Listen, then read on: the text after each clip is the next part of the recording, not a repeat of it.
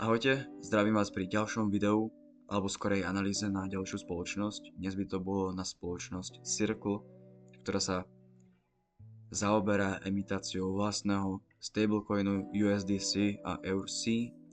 Zároveň má vlastné T-bills na blockchaine, americké dlhopisy, a tie sú kotované pod symbolom USIC. Čo sa týka tejto analýzy, tak má niečo v okolí 12 strán.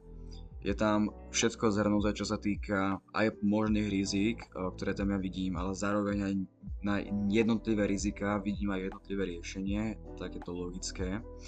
To, čo ja vidím, alebo to, o čom sa hovorí, je problém, že OK, firma dokáže emitovať vlastné stablecoiny, lenže taký stablecoin si môže emitovať hocikto.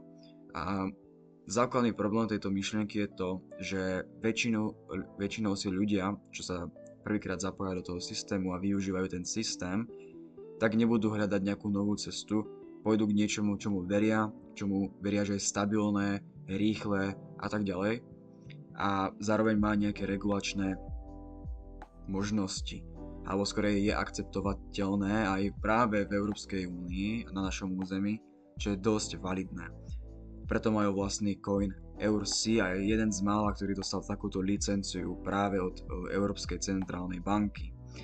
Práve toto dokáže byť rozhodujúce pri výbere spotrebiteľov pri využívaní jednotlivých služieb, čo sa týka práve tých stablecoinov. Poznáme ešte jednu väčšiu spoločnosť a tá sa volá Tether, ktorá emituje svoj coin USDT.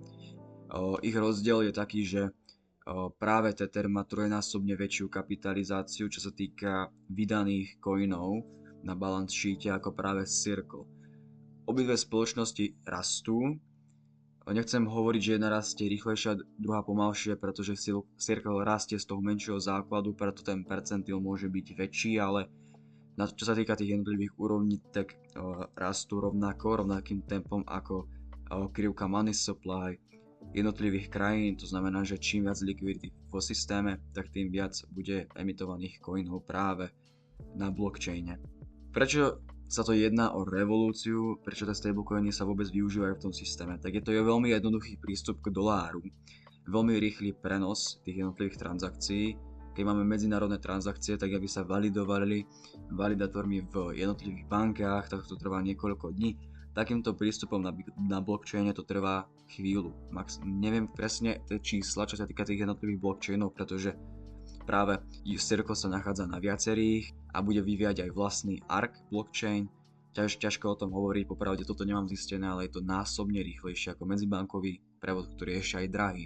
Toto by mala byť omnoho lacnejšia voľba, preto sa to využíva práve v krajinách tretieho sveta, ako je Južná Amerika alebo Ázia juhovýchodná, poprípade ešte Middle East alebo Afrika, hlavne v Nigérii, kde sa využíva hlavne ten Tether a práve Circle je na druhom mieste. Tu máte aj jednotlivé popísané transakcie, to znamená, že aké je volume na tých transakciách, takže ich objem a potom zároveň aj ako majú hodnotu tie jednotlivé transakcie, aký blockchain vynáša najviac, alebo skôr sa transferuje najviac peňazí. A potom jednotlivé chainy, ktoré sú najviac používané, takže vidíme, že USDC najviac sa používa na Ethereum a najviac USDT sa používa na Trone, to sú také zaujímavé štatistiky. Takže to sa týka hlavne tých coinov.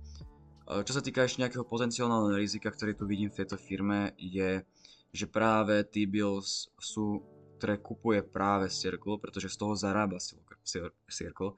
To znamená, že on nezarába z tých samotných transakcií, tam zarába ten blockchain, preto vlastne robia vlastný blockchain, ale oni zarábajú na základe toho, že vy tam dáte peniaze a oni vám garantujú, že ich budú držať rovnaké množstvo dolárov.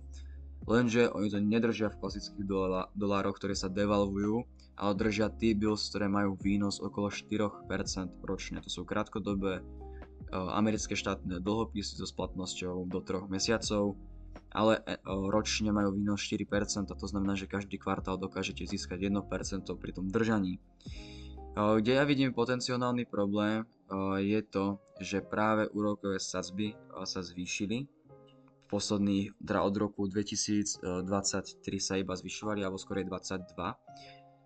Môžeme vidieť aj ten masívny prepad na tomto obrázku, ako začala klesať tá market kapitalizácia práve USDC, ale revenue zostalo pomerne rovnaké a rastlo stabilne. Kvôli tomu, že tu keď bolo nejakých, dajme tomu tých 30 miliard, tak vynašali viacej ako tunak nejakých 60 miliard pri nižších sadzbách.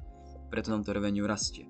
Kde ja vidím problém v budúcej ziskovosti, kde môže byť trošku taký zádrhel, keď sadzby začnú pomalinky znižovať. Áno, kapitalizácia pôjde hore, takže sa to bude balancovať, ale tam vidím potenciálne riziko.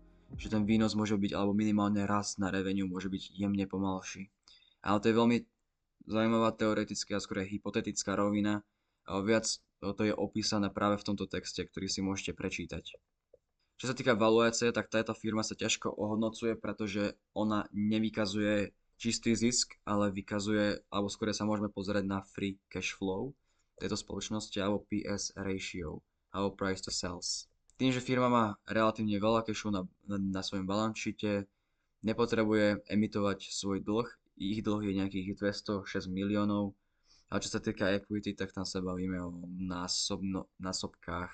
Potom vidíme, že oni sú integrovaní vo viacerých systémoch, ako je Shopify, Stripe, ako je OKX, Hyperliquid, Bitstamp, Binance a potom ešte pri ostatných spoločnostiach, ktoré sú zapojené v tom bankovom sektore. Arc je ich ten vlastný blockchain, ktorý ešte pripravujú, i jeho opis, čo sa týka rýchlosti, počte transakcií a uzáveru toho jednotlivého bloku ešte není známe. Čo sa týka tej samotnej valuácie, tak tu som porovnával PS ratio a ešte price to free cash flow. Čo sa týka nakupu akcie, tak tu som rozoberal to, že ja tú akciu už nakupujem a nakupoval som ju na tých úrovniach, je to rozmazané, ale v origináli by to malo byť stabilné, na nejakých $130.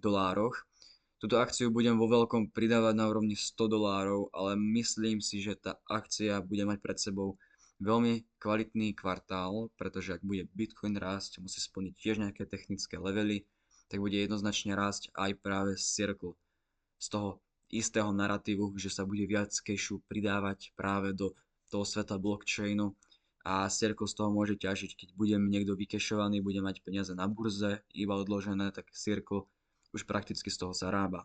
Očakávam potenciálny rast po nejakých $190. Tá firma by v tom prípade už pre mňa by bola drahá. Očakávam, že keby prišiel bear market na Bitcoine, nemyslím si, že príde teraz, ale keby prišiel, tak myslím si, že $100 za túto akciu bude validné. Ale keby bol nejaký drsný bear market, tak si dokážem predstaviť, že by sa všetká marža vymazala práve z tejto akcie a išli by sme práve po tých $64 a bol by to pre mňa druhý Palantir. Pretože ak pôjde zase krivka money supply hore, čo sa deje prakticky celú dobu od 1971 Bretton Woodskej dohody, tak práve táto firma bude zarábať stále viacej. A tým, že sú väčšie rizika v ekonomike, že tie Spojené štáty naozaj môžu niekedy v čase skrachovať, oni technicky skrachovali, ale ak to bude pokračovať ďalej, tak práve dlhopisy môžu mať vyšší výnos, čo zase podporuje revenue práve z Circle. Takže do budúcna vidím v tejto firme veľký potenciál, ale je stále drahá, to treba povedať. Zvyšok nájdete práve v tomto dokumente, ja vám ďakujem za vašu pozornosť, budem rád, ak si ho prečítate, nájdete to v popise môjho kanálu. Ešte raz ďakujem a čauko.